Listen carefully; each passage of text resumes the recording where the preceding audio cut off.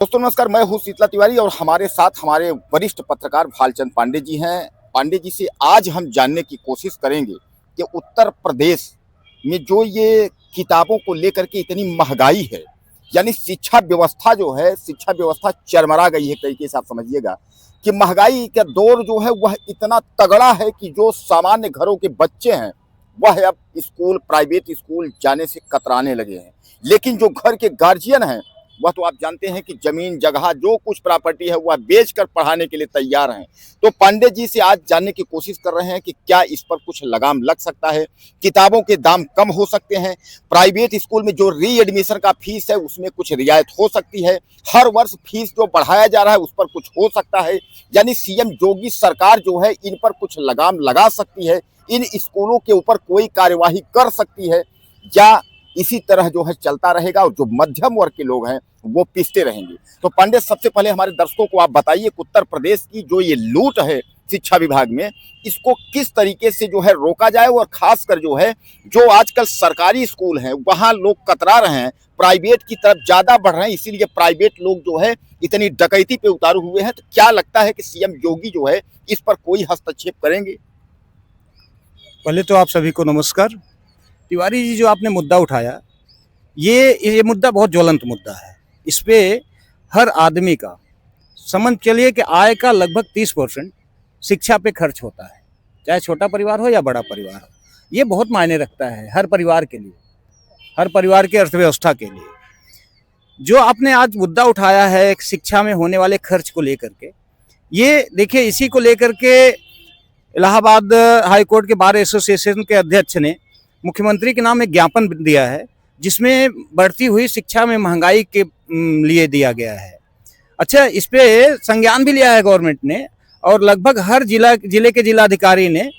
अपने यहाँ एक सूचना प्रेषित किया है, जिसमें जितने भी विद्यालय हैं उनसे मांगा गया है पिछले उनके 5 साल के ऑडिट कराए गए फीस का, कि आप हमें जो ऑडिट कराया पिछले 5 साल का फीस का ब्यौरा दीजिए, आपने कितनी फीस बढ़ाई और उस अनुपात में अपने जो शिक्षक हैं उनको उनका पेमेंट कितना बढ़ाया।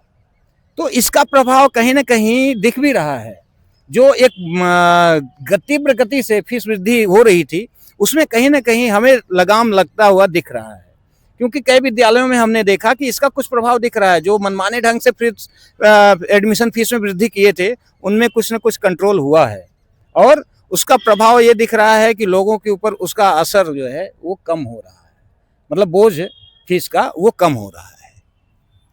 तो पांडे जी हमारे जो बता रहे हैं कि अब जो है, जो हाई कोर्ट के बार एसोसिएशन अध्यक्ष, उन्होंने जो लेटर पैड पे लिख करके और मुख्यमंत्री यानी सीएम मुख्यमंत्री से उन्होंने लिख करके दिया है कि इस पर जो है आप हस्तक्षेप करें, यानी कोई आप जो है कुछ ना कुछ कार्यवाही करें, इसको संज्ञान में लें। दोस्तों, केवल उत्तर प्रदेश की ही बात नहीं है, मैं आपको बता दूं कि उत्तर प्रदेश, मध्य प्रदेश, राजस्थान, बिहार, उत्तराखंड, यानी जो है कई राज्यों में जो है यह डकैती और लूट जो है यह शुरू है। और सबसे बड़ी बात ये मैं आपको बता दूं कि जो लोग स्कूल चला रहे हैं, प्राइवेट स्कूलों का जो संचालन कर रहे हैं, वह जो है कहीं ना कहीं राजनीति या माफियाओं से जो है जुड़े हुए लोग हैं। हालांकि मैं आपको सबको नहीं कह रहा हूं कि सब जुड़े हुए हैं, लेकिन कुछ लोगों की स्थिति ये है कि जिनके कई कॉलेज और स्कूल हैं उन पर क्या लगाम लगेगा। कारण यह है कि उत्तर प्रदेश के सरकार में तमाम, आप भी देख रहे हैं कि तमाम कैसे कितने हैं, कुछ नामी गिने चुने मंत्री हैं, कुछ विधायक हैं जिनके ऊपर आरोपों का पूरा पुलिंदा है। तो सबसे बड़ा सवाल ये है कि क्या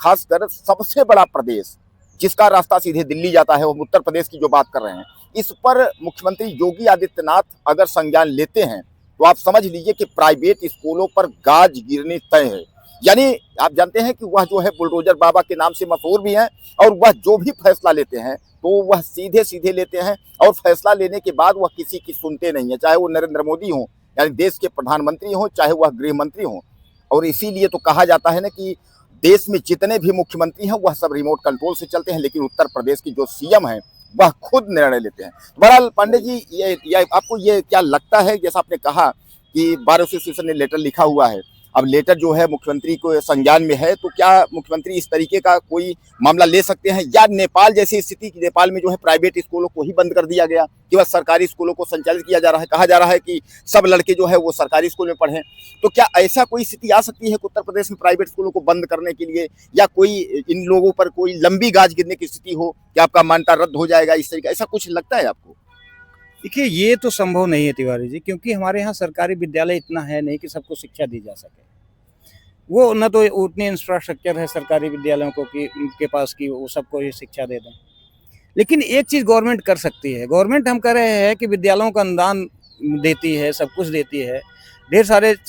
विधायक निधि से ग्रांट दिया जाता है। तो गवर्नमेंट एक चीज़ करवा सकती है, एक नियम लाए, उनके हर प्राइवेट विद्यालय को ये निर्देशित करे कि आप इससे ज़्यादा फीस वसूली नहीं कर सकते। हर साल आप एडमिशन के नाम पे, री एडमिशन के नाम पे फीस वसूली नहीं कर सकते। आप वही बुक चलाइए जो गवर्नमेंट विद्यालय में चलते हैं। ये तो जरूर निर्देशित गवर्नमेंट कर सकती है। अच्छा, ये अगर करती है गवर्नमेंट, तो कहीं ना कहीं हर गार्जियन को उससे कहीं ना कहीं उसके बोझ तले जो दबा है उससे राहत मिलेगी, और ये होना भी चाहिए। देखिए, आज पूरे भारत की स्थिति ये है कि हर आदमी का लगभग आधे से ज्यादा बजट जो है स्वास्थ्य और शिक्षा में चला जाता है। हर आदमी अपने बच्चे को अपनी आय के हिसाब से अच्छे स्थिति में पढ़ाना चाहता है, अच्छे विद्यालय में पढ़ाना चाहता है। वो कर्ज लेके ही पढ़ाए, लेकिन अपने बच्चे को जो क्षेत्र का अच्छा विद्यालय है वहीं भेजना चाहता है। तो गवर्नमेंट अगर चाहे, हर विद्यालय को ये निर्देशित कर दे कि आप इससे ज़्यादा फीस नहीं ले सकते, या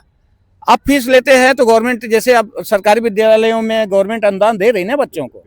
स्कॉलरशिप देती, ये सब देती, तो कहीं ना कहीं बच्चों की फीस माफ़ी की जाए। या अगर प्राइवेट स्कूल बच्चों से फीस लेते हैं तो फिर वो गवर्नमेंट उसकी सुविधा करे, गवर्नमेंट उस फीस को भरे। एक ये प्रावधान तो गवर्नमेंट को करनी चाहिए। जिस हिसाब से फीस में वृद्धि हो रही है, हर विद्यालय अपने हिसाब से मनमाना ढंग से फीस वसूली करते हैं। हम कह रहे हैं गवर्नमेंट अगर सरकारी विद्यालय में 15 या 20 रुपए फीस मंथली रखती है, 200 रुपए रखती है, तो वही 20 रुपए या 200 रुपए प्राइवेट विद्यालयों में करे। बाकी अगर प्राइवेट विद्यालयों को कमाना है तो गवर्नमेंट से कमाए, या फिर गवर्नमेंट से अनुदान लेना बंद कर दे। गवर्नमेंट जितना अनुदान दे रही, जितना ग्रांट दे रही, विधायक निधि, सांसद निधि से, ये सब देना बंद कर दे। और उनके जो ये जितने भी शिक्षण संस्थान है या जितने ट्रस्ट हैं, ये कहीं ना कहीं टैक्स में भी छूट पाते हैं शिक्षा संस्थान के नाम पे, या ढेर सारे ऐसे अनुदान है जो गवर्नमेंट से पाते हैं, सब पे गवर्नमेंट बैन कर दे। तो ये तो गवर्नमेंट को सोचना चाहिए कि जो बोझ गार्जियन के ऊपर पड़ रहा है, या तो उसको कहीं ना कहीं सरकार उसको वहन करे। जो प्राइवेट विद्यालय जबरदस्ती डाल रहे हैं,